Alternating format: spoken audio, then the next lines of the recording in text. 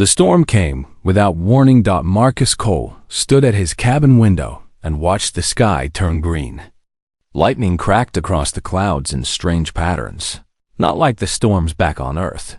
On Vera 7, ion storms could kill you in minutes if you were caught outside. The electricity in the air would cook your brain before you even felt pain. He had been on this frontier world for 8 months now. His job was simple: walk the forests, map the terrain, send data back to the colonial authority. They paid him well, and more importantly, they left him alone. Marcus liked being alone. The cabin was small but solid. He had built most of it himself from local timber, and supplies dropped by shuttle every few weeks. It had one room for sleeping, one room for everything else, and a basement where he kept his equipment. Nothing fancy, just enough to survive. Outside, the wind screamed through the trees. Marcus checked his readings. The storm would last at least 12 hours, maybe more. He had food, water, and heat. He would be fine. He was about to sit down with a book when he heard something strange. Footsteps, heavy ones, coming toward the cabin. Marcus frowned. There were no other humans within 100 kilometers. The nearest settlement was a mining outpost to the south, and they would never send anyone out in weather like this. He grabbed his rifle from the wall, not because he wanted to shoot anyone, but because this was the frontier. You learn to be careful, or you learn to be dead. The footsteps stopped at his door. Then came the knock. 3 slow, heavy hits against the wood. Marcus approached carefully. He looked through the small window beside the door and felt his eyes go wide. There were 5 of them.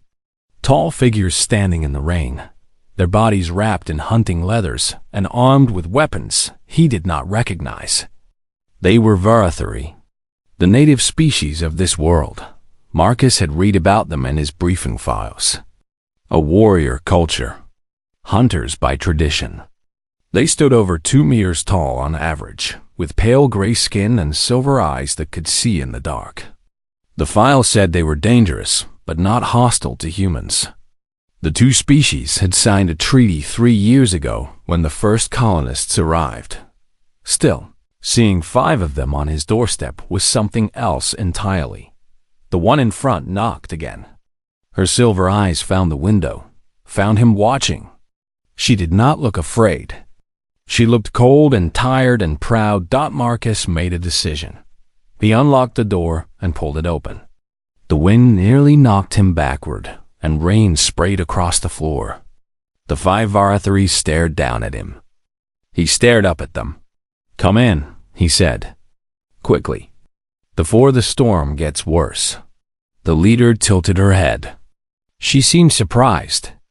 Then she spoke to the others in a language Marcus did not understand. One by one, they stepped inside. Marcus closed the door and locked it against the wind. When he turned around, all 5 hunters were standing in his small living space, dripping water onto his floor. They were even bigger up close. Each one carried blades and bows and other tools of the hunt. They watched him with those strange silver eyes, and Marcus realized they were waiting for something. "Sit down," he said, pointing to the chairs on the floor near the fireplace. "I will get blankets." He walked past them to his storage closet. He could feel their eyes on his back. He knew what they were thinking. He was small compared to them. Soft, no claws, no fangs. An easy target. But Marcus had stopped worrying about being a target a long time ago. He returned with armfuls of blankets and handed them out. The Varathuri took them slowly, as if they did not understand what was happening. One of them, the youngest by the look of her, wrapped a blanket around her shoulders and made a sound that might have been pleasure. "I have food," Marcus said. "Dried meat, bread, some vegetables from my garden. Are you hungry?" The leader stepped forward. She was tall, even for her kind, with scars across her face and arms that told stories of many battles. When she spoke, her voice was deep and rough. "Why do you help us?" Marcus shrugged. You are cold. You are wet. The storm is dangerous. What else would I do? The leader stared at him for a long moment. Then she looked at the others and spoke in her own language again. Marcus caught a few words that sounded like questions. The others responded with confusion. I am Kiraveth, the leader finally said. Hunt leader of the Silver Moon clan. These are my hunters. We were tracking prey when the storm separated us from our transport. I am Marcus. I work for the Human Colonial Authority. I map the forests. You live here alone? Yes, Kiraveth frowned. By choice? Yes. She exchanged another glance with her hunters. Marcus did not understand why this seemed strange to them, but he decided not to ask. Instead, he went to his small kitchen and began preparing food. The hunters gathered near his fire. They spoke quietly among themselves while Marcus worked. He could feel them watching him, studying his movements. He ignored it and focused on his task. When he brought them plates of food, they hesitated again. Kiraveth looked at the plate, then at Marcus. What do you want in return? Nothing? Nothing? You are guests in my home. Guests do not pay. The youngest hunter made a small sound. Marcus looked at her and saw something strange in her silver eyes. Interest. Curiosity. Maybe something more. She leaned toward the hunter beside her and whispered something. Marcus could not hear the words, but the other hunter responded with a sharp look. Then they both looked at him. Marcus decided he did not want to know what they were discussing. He sat down in his chair across from the group and began eating his own food. Outside, the storm continued to rage. Inside, 5 alien hunters watched a human eat bread and dried meat as if it were the most fascinating thing they had ever seen. The storm will last until morning, Marcus said. Maybe longer. You can sleep here. I have extra blankets. Kiraveth nodded slowly. You are a strange creature, Marcus of Earth. I have been told that before. The youngest hunter leaned toward her companion again. This time, Marcus caught the whisper. I saw him first. Mine. The other hunter hissed something back. A warning. An argument. Marcus pretended he had not heard. He finished his food and looked out the window at the lightning in the sky. Thought it was going to be a long night. Marcus woke before dawn. The fire had burned low during the night, so he climbed out of his sleeping roll and added more wood. The cabin was still warm, but the storm outside showed no signs of stopping. Rain hammered against the roof. Wind shook the walls. Green lightning still flashed in the distance. He looked at his guests. The 5 Varathari hunters had arranged themselves around the fire in a tight circle. They slept sitting up, their backs against each other, weapons within easy reach. Even in sleep, they looked dangerous. Ready to fight at any moment, Marcus moved quietly to his kitchen and began making breakfast. He was frying eggs when Kiraveth woke up. Her silver eyes snapped open, and she was on her feet in an instant, one hand reaching for her blade. Then she saw Marcus at the stove and slowly relaxed. You are awake early, she said. Old habit. I used to be a soldier.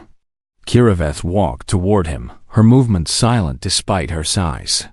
She watched him cook with obvious curiosity. You were a warrior? A medic. I healed soldiers on the battlefield. A healer who was also a warrior? Sometimes you have to be both. Kiraveth made a low sound in her throat.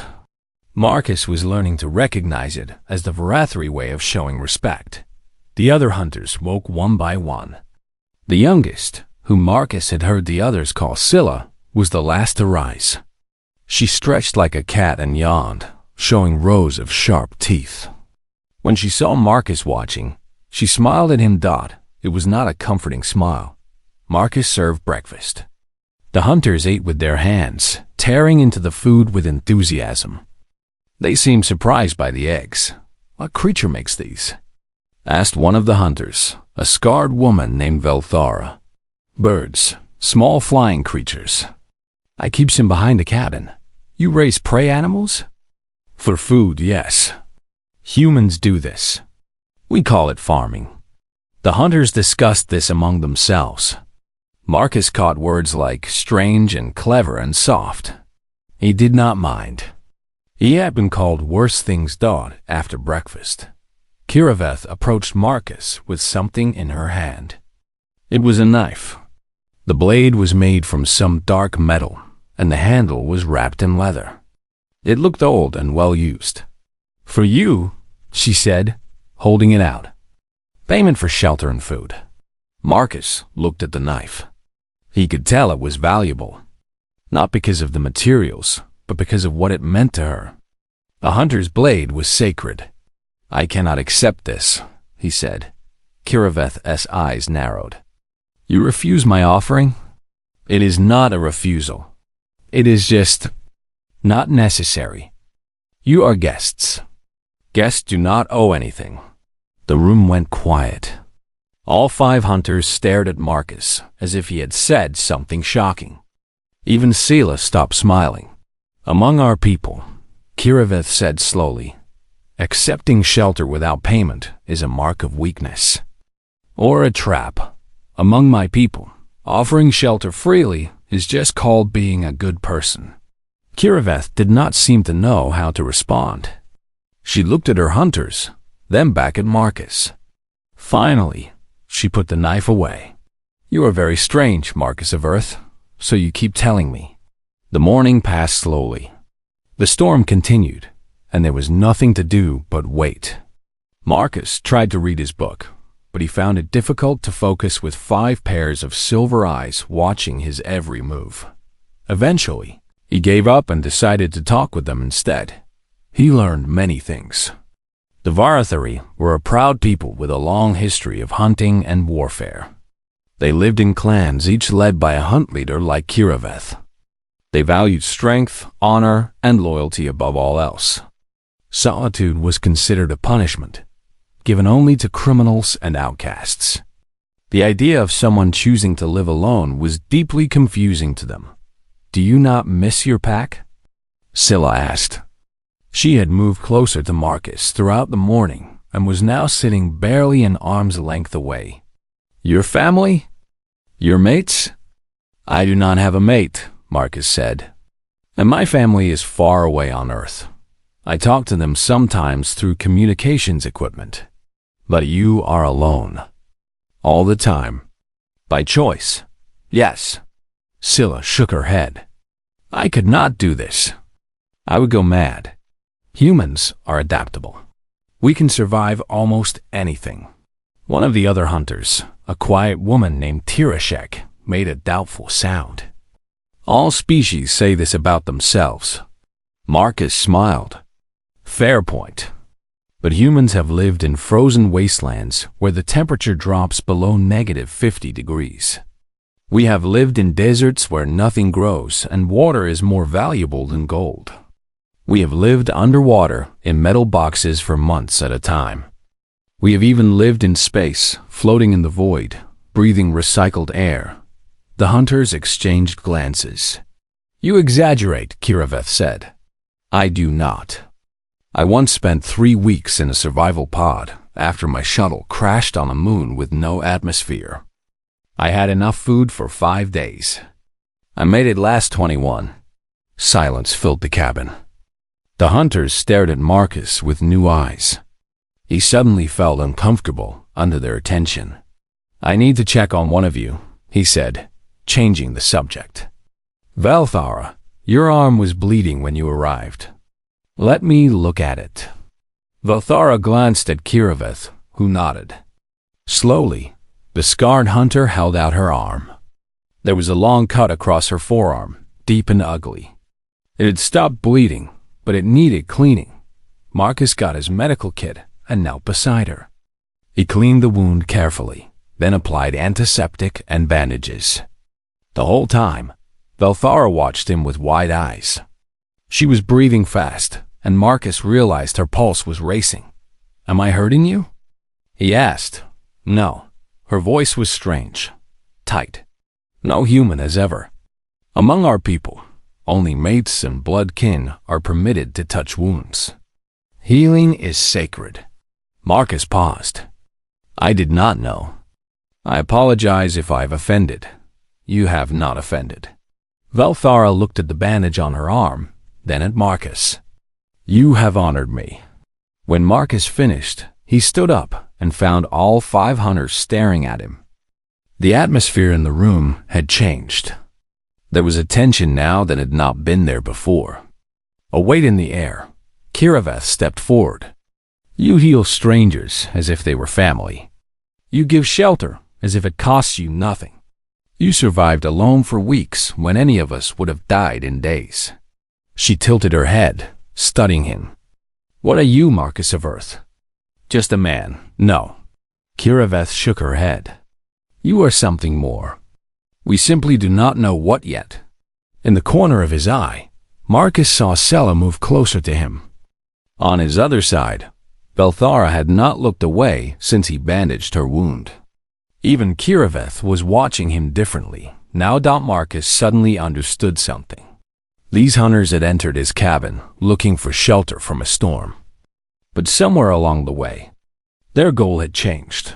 They were looking at him the way predators looked at prey, but not the kind of prey they wanted to kill, the kind they wanted to keep. Marcus swallowed and looked at the window. The storm was still raging outside.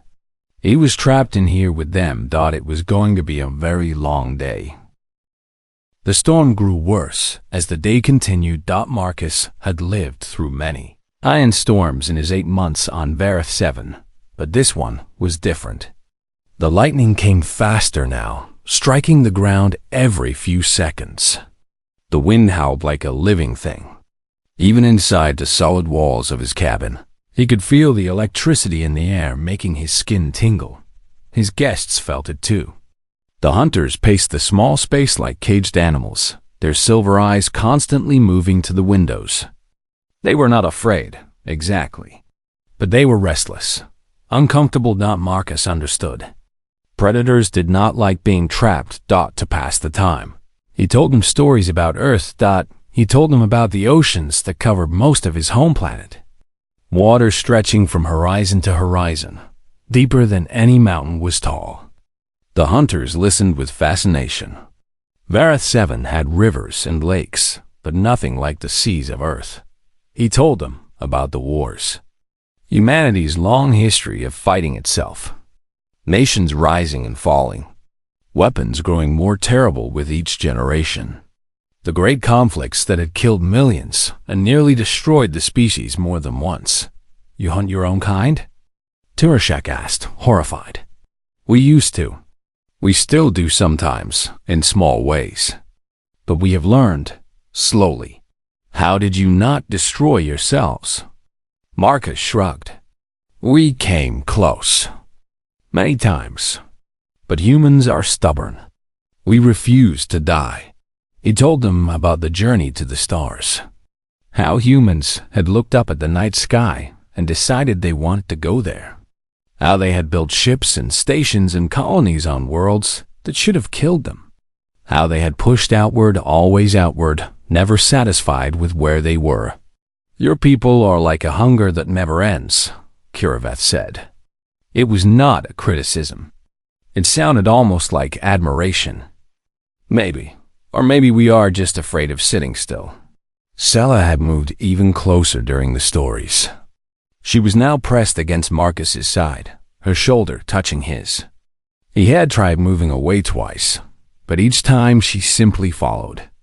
The other hunters watched this with expressions Marcus could not read. Tell us about human mating, Sila said suddenly. Marcus choked on the water he was drinking. What? Your mating customs? How do humans choose partners? The other hunters leaned forward with obvious interest. Even Kiraveth seemed curious. That is complicated, Marcus said carefully. Explain. Marcus took a deep breath. This was not a conversation he had expected to have today, or ever. Humans choose mates based on many things. attraction, compatibility, shared interests, love. Love? The word seemed unfamiliar to them. A feeling. A deep connection between two people. It makes you want to protect someone, care for them, be with them. Scylla tilted her head. This is similar to the bond claim among our people. But among the Varathari, the strongest warrior chooses first. Others must wait. That is not how it works with humans. Both people must agree. It is a choice made together. What if one person wants the other, but the other does not want them back? Then there is no mating. You cannot force someone to love you. The hunters discussed this among themselves. Marcus caught the words strange and inefficient and interesting. He decided not to comment. Scylla turned back to him with a thoughtful expression. Among my people, when a hunter finds worthy prey, she claims it. She marks it as hers so others know not to touch. Humans are not prey. No. Scylla smiled, showing her sharp teeth. You are something better. Before Marcus could respond, she stood up and faced the other hunters. She spoke in her own language, her voice loud and formal. The others responded with surprise and what might have been anger. Kiraveth stood up sharply. Her silver eyes flashed with something dangerous. What is happening? Marcus asked. Scylla has declared intent, Balthara explained. She has announced her claim on you. Her claim? She wants you as her mate. She has told us to back away. Marcus stared at Scylla, who looked very pleased with herself. Then he looked at the other hunters, who did not look pleased at all. I do not think I agreed to this, he said. Agreement is not required for declaration, Scylla said. Only for completion. I have made my intent known. Now I will pursue. And if I say no, then I will try harder. Marcus ran a hand over his face. This was not how he had expected his day to go. Kiraveth stepped forward. She was taller than Scylla, older, more scarred. When she spoke, her voice carried the weight of authority. You are young and foolish, Scylla. You forget the order of things. I saw him first. First sight means nothing. Rank means everything. Kiraveth turned to Marcus, and her silver eyes held something that made his breath catch. As hunt leader, I have first claim on any prize. That is our law. Scylla's face twisted with anger. You would pull rank for a human? I would pull rank for this human, yes. The two hunters stared at each other. The tension in the room was thick enough to cut. The other three hunters watched silently, their hands moving toward their weapons. Marcus stood up quickly. I am not a prize, he said. His voice was calm but firm. I am not prey. I am a person who invited you into my home because you needed help. Whatever customs your people have, they do not apply to me. I did not agree to this game. All 5 hunters turned to look at him. You cannot refuse a claim, Scylla said. Watch me. It is not done. It is not. I am not Varathari. I am human. And humans get to choose who they want to be with. That is how we work. Silence filled the cabin. Outside, thunder rolled across the sky. Kiraveth studied Marcus for a long moment. Then, slowly she smiled. You have spine, little human. You stand against 5 hunters and show no fear. I am not afraid of you. No, you are not. She stepped closer, looking down at him from her great height. That is what makes you so interesting. She reached out and touched his face. Her fingers were rough and calloused, but the touch was gentle, almost tender. We will not force you, Marcus of Earth. That is not our way. But we will not stop pursuing you either. You have shown us something we have never seen before. A creature who gives without taking, who heals without asking, who faces predators without flinching. She leaned closer. Her silver eyes filled his vision. We want to know what else you can do. Marcus held her gaze. His heart was pounding, but he kept his voice steady. Then I guess you will have to wait and see. Kiraveth laughed. It was a deep rumbling sound that filled the cabin. I think I will enjoy this hunt, Marcus of Earth. I think I will enjoy it very much. Marcus looked at the 5 hunters surrounding him. 5 predators, all watching him with hungry eyes. He should have been afraid. Any sensible person would be afraid. Instead, he felt something strange. Excitement. This was going to be interesting. The distress signal came just before midnight. Marcus was half asleep in his chair when his emergency receiver began to crackle. He sat up quickly and grabbed the device. A voice came through, broken and desperate, speaking in the Varthari language. Kiraveth was beside him in an instant. She listened to the message, and her face went pale. "What is it?" Marcus asked. "A youngling. A child from the Riverstone settlement, 30 kilometers east. She wandered into the forest before the storm hit. They cannot find her. In this storm?" "Yes." Kiraveth's voice was tight with controlled emotion. "She is 7 cycles old. She will not survive the night." The other hunters had gathered around. Their faces showed the same controlled fear. Marcus understood. Among a people who valued strength and survival, children were precious. They represented the future. "We must go," Kiraveth said to her hunters. "Honor demands it." "The storm will kill you," Marcus said. "The ion levels are too high. You will not make it a kilometer before the lightning finds you. We have to try, and die accomplishing nothing." "How does that help the child?" Kiraveth turned on him, her silver eyes blazing.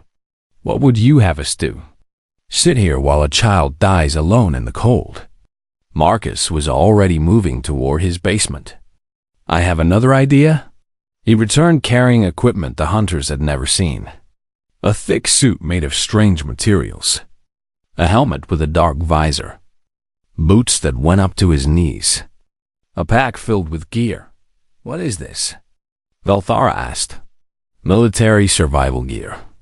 Standard issue for extreme environment operations." Marcus began pulling on the suit. The outer layer is designed to disperse electrical charges. It will not stop a direct lightning strike, but it will protect against the ambient ion radiation. "You mean to go yourself?" Kiraveth stared at him. "You would go into that storm alone?" "I trained for exactly this. Search and rescue in hostile conditions. It is what I did before I came here. You will die." Marcus sealed his helmet and checked his equipment. You would be surprised what humans can walk through. The hunters tried to stop him. Sela grabbed his arm. Kiraveth stood in front of the door. They argued and demanded and pleaded. Marcus listened to all of it. Then he pushed past them and opened the door. The storm hit him like a wall. Wind and rain and electricity filled the world. Lightning struck a tree 50 meters away, and the sound nearly broke his ears. The night was chaos. Marcus stepped outside and closed the door behind him. He checked his compass and started walking east. The next hours were the hardest of his life. The suit protected him from the worst of the ion radiation, but nothing could protect him from the cold and the wind. Every step was a battle. The ground was slick with rain and mud. Trees fell around him, torn down by the wind. Lightning struck constantly, turning the night into flickering day. Marcus kept walking. His body screamed at him to stop. His muscles burned. His lungs felt like fire. The cold seeped through his suit and into his bones. He kept walking. He thought about the child. 7 years old. Alone in this nightmare. Probably hiding somewhere, cold and scared, waiting for someone to find her. He thought about his own childhood. About being lost in a forest once when he was young. About the fear and the loneliness and the relief when his father finally found him. Every child deserves to be found. He kept walking. After 3 hours, he found the cave. It was small, barely more than a crack in a hillside. but it was shelter from the storm, and there were tracks in the mud leading inside. Small tracks. Child-sized tracks. Marcus squeezed through the opening and turned on his light. The child was there, curled up against the back wall. She was tiny, even for a young Varathari. Her silver eyes were closed, and her gray skin had turned an unhealthy blue color. She was not moving. Marcus rushed to her side and checked her pulse. It was there, but weak. Hypothermia. The cold was killing her. He opened his pack and pulled out thermal blankets. He wrapped her carefully, surrounding her small body with warmth. Then he picked her up and held her against his chest, sharing his own body heat. "Stay with me," he whispered. "I did not walk through hell just to lose you now." The child did not respond, but her breathing continued. Weak but steady, Marcus began the long walk back. The return journey was worse. He was carrying the child now, and the storm had grown even stronger. Lightning struck the ground near him twice, close enough to feel the heat. The wind tried to tear him off his feet. He kept walking. His suit began to fail. Small tears let in the cold and the electricity. His skin burned where the ion radiation touched it. His vision blurred from exhaustion. He kept walking. He thought about the hunters waiting in his cabin, about Kiraveth's fierce eyes and Sella's sharp smile, about the strange competition they had. Started over him. He thought about how none of that mattered right now. Only the child mattered, only getting her home.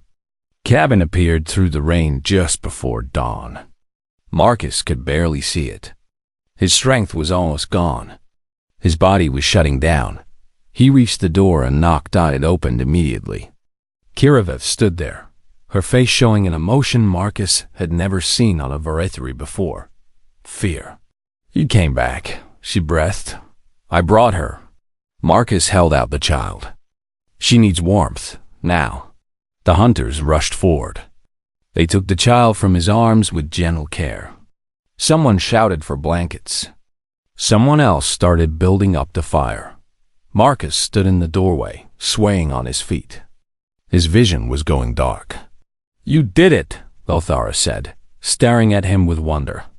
"You walked through an ion storm and survived." "Humans are stubborn," Marcus managed to say. Then his legs gave out. Kiraveth caught him before he hit the ground.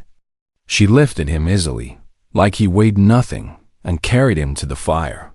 "Foolish creature," she said. Her voice was rough, but her hands were gentle as she removed his damaged suit. "Foolish, impossible creature. Is she alive?" "The child?" "Yes, because of you." "Good." Marcus closed his eyes. "That is good." He felt hands touching him, cleaning his burns, wrapping bandages around his wounds. Multiple hands. All 5 hunters working together. "Why?" Kiraveth's voice came from somewhere above him. "Why did you do this? The child is not your kind, not your clan. Why risk your life?" Marcus opened his eyes.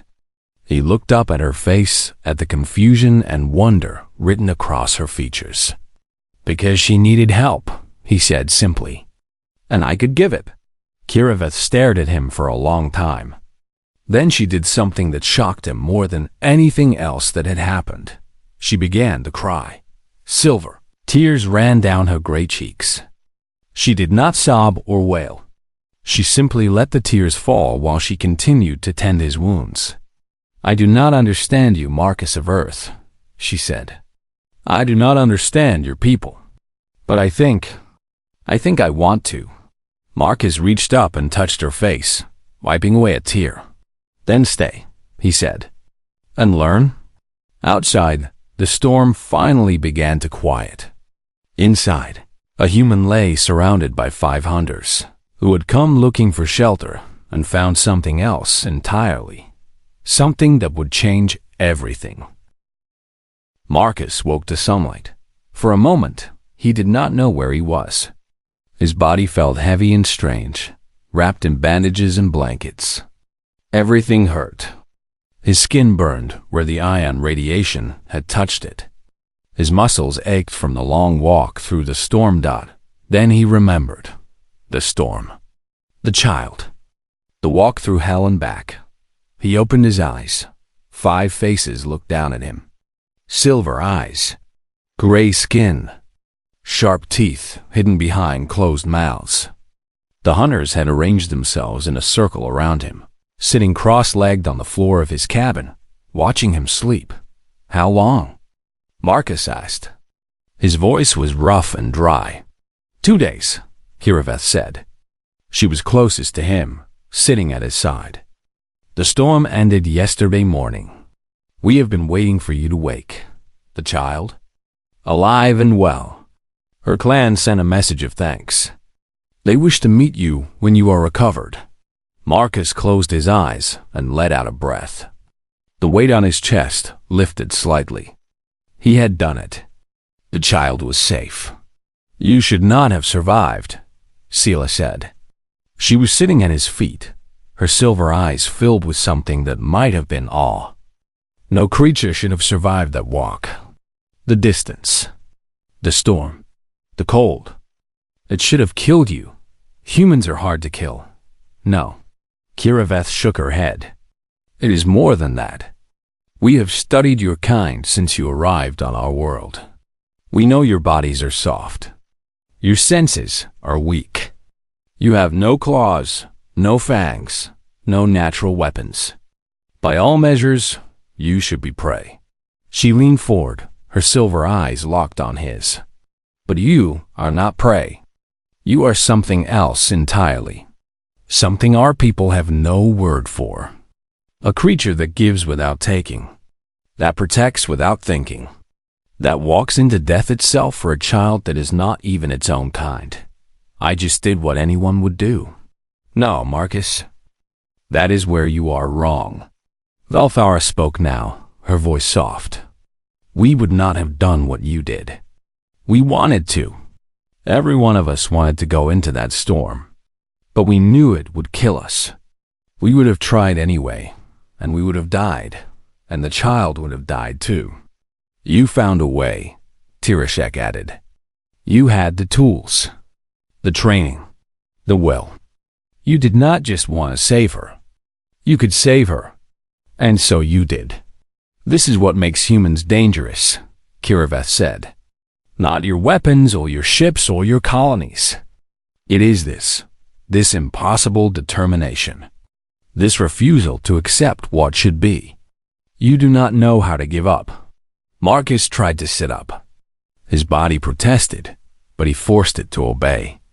The hunters moved to help him, supporting him with gentle hands until he was upright. I am not special, he said. There are billions of humans. Most of them would have done the same thing. That is what terrifies us. Kiriveth smiled, showing just a hint of her sharp teeth. And what draws us to you? A sound came from outside. The roar of engines. Marcus looked toward the window and saw a shuttle descending toward the clearing near his cabin. Our transport, Kiriveth explained. It took them 2 days to repair it after the storm. They are here to take us home. Something shifted in the room. The hunters looked at each other, then at Marcus. No one moved toward the door. You should go, Marcus said. Your people are waiting for you. We should, Kiriveth agreed. But none of us want to. She stood up and moved to stand directly in front of him. Even sitting, Marcus had to crane his neck to look up at her. She was enormous, powerful, beautiful in her alien way. Marcus of Earth, she said formally. I speak now as hunt leader of the Silver Moon clan. By our laws and customs, I offer you a place among us. Not as a possession, not as prey, but as an equal, a member of our pack. This has never been offered to an outsider before, let alone a creature of another species. The other hunters nodded in agreement. Even Sela, who had argued with Kiriveth over him just 2 days ago, showed no protest. You would give up your solitude, Kiriveth continued. Join our hunts. Share our fires. Be part of something larger than yourself. In return, we would protect you, provide for you, honor you as one of our own. Marcus looked at each of them in turn. Kiraveth, strong and proud. Velthara, scarred and wise. Sel, young and eager. Tirashek, quiet and observant.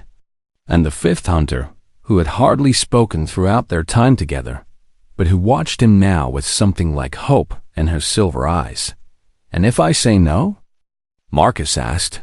Kiraveth's smile widened. Then we will return, often, until you understand that you belong with us. Marcus laughed. It hurt his ribs, but he could not stop himself. I am not leaving this cabin, he said. The frontier is my home. I came here to be alone, and I am not ready to give that up. The hunters' faces fell, but Marcus held up a hand before they could speak. However, he continued, I would not say no to visitors. If you want to come back, you are welcome here. All of you, anytime.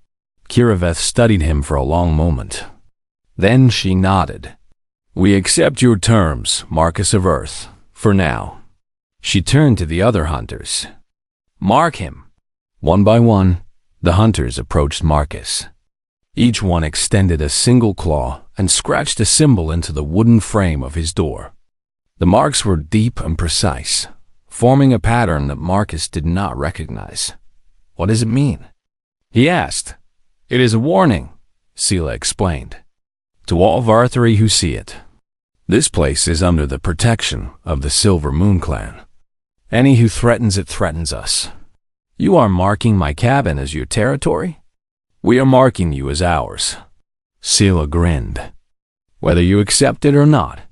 The shuttle outside sounded its horn. Time to go. The hunters gathered their weapons and equipment. One by one, they paused at the door to look back at Marcus. Each one seemed to want to say something. None of them did. Kiraveth was the last to leave. She stopped at the threshold and turned to face him. This is not over, Marcus of Earth. You have shown us something we have never seen before. A new kind of strength. A new kind of creature. We will not simply let you go. I am not going anywhere. Good. She reached out and touched his face one more time. Her fingers were warm against his skin. Heal quickly. We will return soon. Then she was gone. Marcus sat alone in his cabin, listening to the shuttle lift off and disappear into the sky. The silence that followed was deep and peaceful. He looked around at his small home, at the fire burning low in the fireplace, at the claw marks carved into his doorframe. He shook his head and smiled. Should have stayed on Earth, he muttered, but he was glad he had not. Somewhere in orbit. Aboard the shuttle heading home, Sela sat staring out the window. She was thinking about the human, about his strange kindness, his impossible courage, the way he had looked at her when she declared her claim. He is still mine, she said quietly. Kiraveth, sitting across from her, did not respond. She was too busy planning her return, calculating how soon was too soon. How long she could reasonably wait before going back. She had led hunts across 3 continents. She had killed beasts that would give most warriors nightmares. She had never once lost prey she had set her mind on. Marcus of Earth would not be the first. Velthara watched her companions with amusement. They were both so focused on their competition that they had not noticed the obvious truth. None of them were going to win, because the human did not want to be won. He wanted to be chosen. And there was a difference. If they wanted him, they would have to earn him. Velthara smiled and touched a bandage on her arm. The wound he had healed. The honor he had given her without even knowing. She would return too. Not to compete. Not to claim Dot, just to learn. Just to understand. What kind of species produces such creatures? She did not know yet, but she was eager to find out. The shuttle flew on through the clear sky, carrying 5 hunters home from a storm that had changed everything. Behind them, alone in his cabin on the frontier. A human survivor smiled and watched the clouds drift past his window. The hunt was just beginning.